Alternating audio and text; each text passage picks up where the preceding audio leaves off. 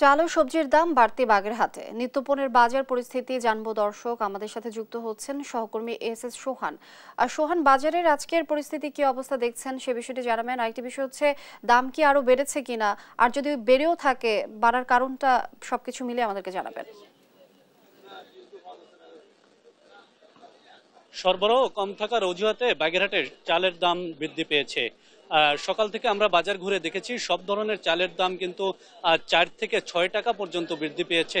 কোনো কোনো চালের দাম 10 টাকাও বৃদ্ধি পেয়েছে। আমরা যদি আপনাকে চালের দামটা একটু বলি, সেটা হচ্ছে বাগেরহাটে আজকে বুলেট এবং স্বর্ণা মোটা যে চাল, সেই চাল কিন্তু বিক্রি হচ্ছে 50 থেকে 52 টাকা।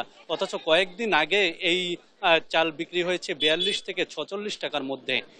এছাড়া জিরা শাইল 28, নাজির শাইল, যে চিকন যে সব চাল রয়েছে যেগুলো বাজারে মিনিকেট চাল নামে বিক্রি হয়, সেই চালেরও কিন্তু দাম বৃদ্ধি পেয়েছে।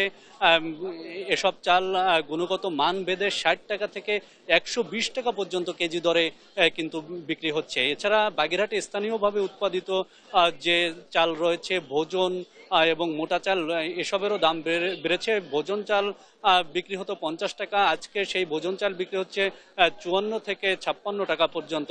এবং দেশি যে মোটা চাল, সেই চাল 65 থেকে 75 টাকা পর্যন্ত বিক্রি হচ্ছে। এছাড়া বাগেরহাটের বাজারে কিছু সবজির দাম বেড়েছে, আবার কিছু সবজির দাম কিন্তু কমেছে। যেমন বেগুনের দাম আজকে বৃদ্ধি পেয়েছে। 60 টাকার বেগুন আজকে বিক্রি হচ্ছে 80 টাকা।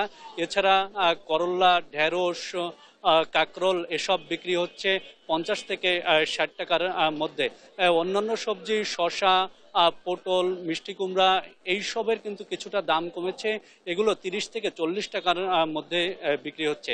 আমরা যদি মশলার কথা বলি, বাগেরহাটে কিন্তু মশলার দাম অপরিবর্তিত রয়েছে। প্রতি কেজি পেঁয়াজ 110 টাকা, রসুন 210 থেকে 20 টাকা এবং শুকনো মরিচ বিক্রি হচ্ছে 400 টাকা কেজি দরে।